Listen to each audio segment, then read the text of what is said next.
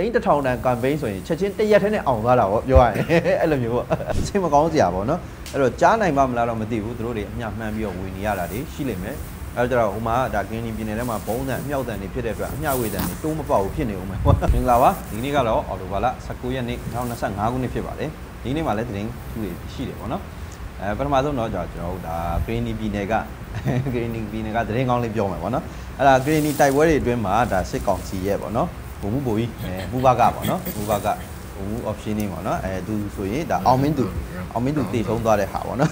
အဲဥစ္စာ line ပေါ်မှာတက်လာတယ်သူမိမတင်လိုက်တဲ့ဟာကိုဒါလုံးဝသတင်းအနေနဲ့တော့ပေါ်ပြနေတဲ့ပုံစံမျိုးတွေဖြစ်လာနေတယ်ပေါ့နော်အဲ့တော့ကရင်နီပြည်နယ်မှာစစ်ကောင်စီကသူလက်လွတ်ဆုံးရှုံးထားရတဲ့နယ်မြေတွေအကုန်လုံးကိုပြန်ရယူဖို့ဆိုပြီးတော့ဒါ PNO လိုအဖွဲ့တွေကိုရှေ့ကနေတင်ပြီးတာနဲ့အနောက်ကသူတို့ရဲ့စစ်ကြောင်းတွေလိုက်ပြီးတော့ရသလောက်တိုးနေတဲ့ပုံစံမျိုးတွေရှိတယ်အဲ့လိုတိုးနေတာဖြစ်တဲ့အတွက်တိုက်ပွဲတွေကလည်းနေ့စဉ်နဲ့မျှပြင်းထန်နေတာရှိတယ်သတင်းတွေနဲ့ပတ်သက်လို့ပေါ့နော်ဒါတူတိတ်လှုပ်ဆောင်နေကြတာဖြစ်တဲ့အတွက်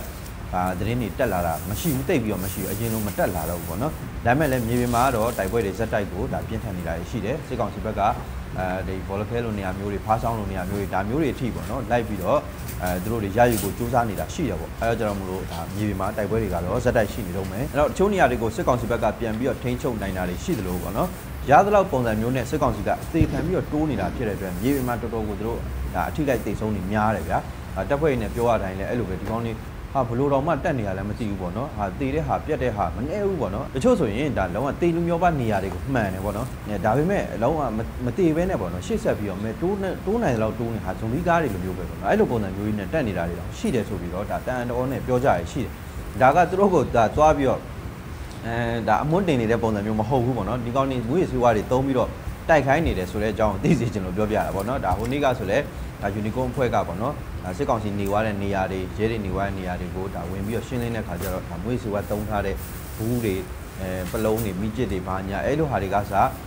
ဒါတွေ့ရှိရှာဖွေတွေ့ရှိခဲ့တာရှိတာပေါ့နော်ပြီးတော့ဒါဒီထွက်လာတဲ့